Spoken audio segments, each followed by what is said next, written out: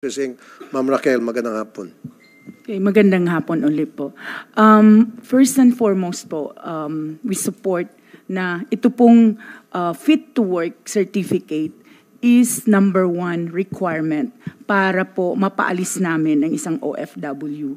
And malaki pong kapatawan na pagka hindi namin sinunod. Now, yun hong mga clinic na pinapadalhan po namin ay accredited po yon ng Department of Health and also accredited po ng Department of Migrant Workers. Now, pagka pinasa nila na hindi naman dapat pumasa, malaki po ang responsibilidad ng isang clinic. So, dapat po kasama po ang clinic dito na mananagot dahil sila po yung nandoon at sila po yung nagbibigay ng fit to work certificate. Dadating na lang po sa amin na sila ay fit to work. But yun pong magbibigay ng certification ay yun pong clinic na accredited ng Department of Health and Department of Migrant Workers. Okay, will it be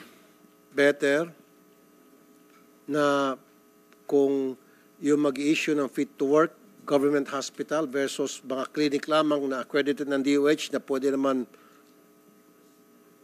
pasintabi, hindi naman lahat siguro, na pwedeng mababayaran lang para baluktutin yung result ng medical exam. Why not government agencies na lang? I mean, government hospitals. Government provincial hospitals. May idudugtong lang po ako, Yes, ma'am. Your Honor. Yes, ma'am. Malaki po ang responsibilidad not only the clinic but also the agencies. Dahil pagdating po ng doon sa host countries, the workers had to undergo also the medical check-up.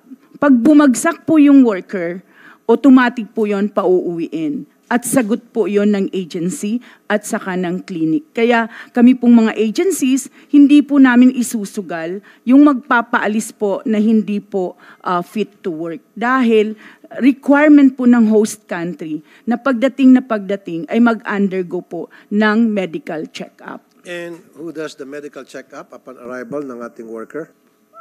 Yun pong, meron pong mga private, meron pong government. Like sa Singapore po, dinadala po nila. No, forget about Singapore. Singapore is doing good. Excellent. Wala tayong problema sa Singapore. Huwag natin idamay Singapore. Hindi, yung dito kung sa saan. Saudi, talamak yung violation. Yung sa Saudi po, Yes. wala ho akong deployment sa Saudi Arabia. Okay nga, you're talking about something that you don't know. Hindi po, kasi kasi yung binibigyan mo example, Singapore. Ang gusto ko Saudi kasi ito yung madalas na may violation. Yeah. Yes, Ma'am Sermonia. Okay, thank you, Mr. Chair. So, ganito po ang katotohanan sa mga medical. So, si worker po, magme-medical yan, magkakaroon po ng result.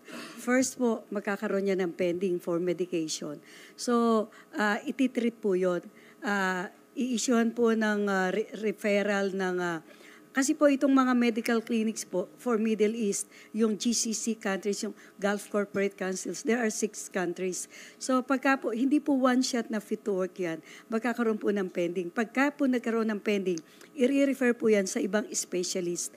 Then yun pong specialist ang magdi-determine po kung fit siya or hindi.